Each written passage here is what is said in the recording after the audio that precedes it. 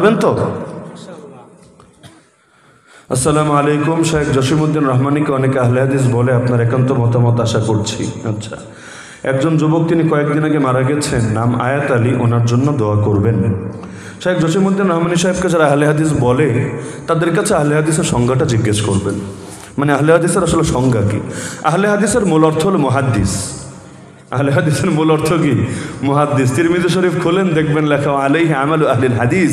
মুহাদ্দিসিনে কেরামের আমল এমনই ছিল। আহলে হাদিস বলতে মূলত কাদেরকে বোঝাতো?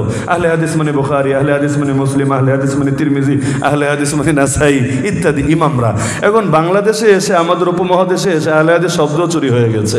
এখানে আহলে হাদিস এমন লোকেও বলে যে হাদিস পড়তেই পারে না। এমনকি আরবি একটা হাদিসের কিতাব, বিশেষ করে আমাদের কওমি মাদ্রাসায় যেগুলো পড়ায় ইয়া বড় বড়, এগুলো যদি ওর সামনে খুলে দেন, মুখের দাঁতও একটা আস্থা থাকবে না। তো ভাই, তুমি তো হাদিসই পড়তে পারো না, তুমি আহলে হাদিস হলো কিভাবে?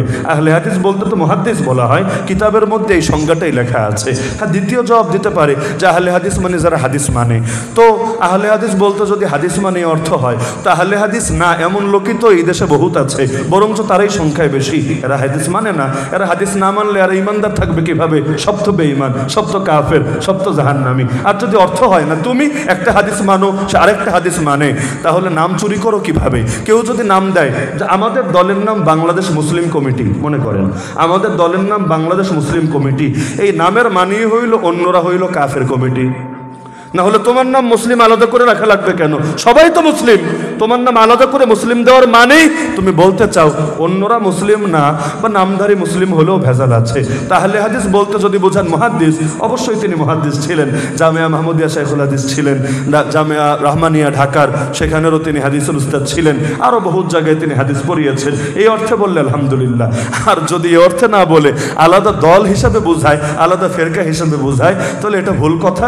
বিশ্বাস না হলে উনি তো এখন জেলে না বাইরে আছেন, আপনারা জিজ্ঞাসা করে জেনে নিয়েন যে হুজুর আপনি কি আহলে হাদিস, আপনি কি ইমামদেরকে মানেন না? তারপর তিনি দেখবেন কি জবাব দিয়েছেন। এমন জবাব দিবেন দ্বিতীয়বার প্রশ্নের কথা কল্পনায় আর আসবে না। তাহলে এই রকম সংশয় কারো ব্যাপারে সৃষ্টি করবেন না। যে কোনো কথা বলতে দলিল দিতে হয়, নবীর হাদিস এটা, আল বাইয়িনাতু আলাল মুদ্দাই, দাবি যে করবে দলিল তাকে দিতে হবে। তাহলে তুমি দাবি করলে প্রমাণ দাও।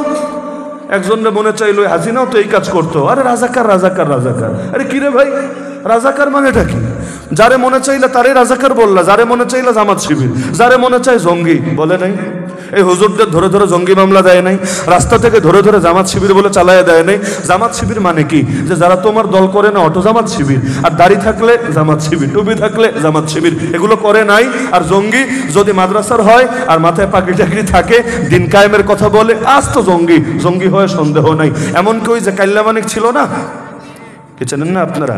কালো মানিক, সাদা মানিকের ভাই কালো মানিক, এই বেটা টকশোর মধ্যে বসে দেখা যেত যারে তারে মনে চায় বলে ফেলে যে সে হলো রাজাকার। সে বলেছে ডক্টর ইনায়েতুল্লাহ আব্বাসী রাজাকার, চরমনায় নায়েবে আমির ফয়জুল করিম হলো রাজাকার, এগুলো সে টকশোতে বসে বলেছে।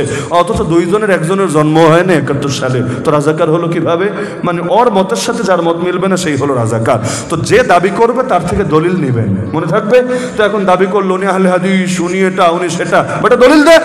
আর দলিল যদি না দিতে পারে ঠাস ঠাস করে চর মারবেন আগে, যে কথা হবে হাত থাকতে মুখে কি, কথা হবে অস্ত্রের ভাষায়। ঠিক আছে?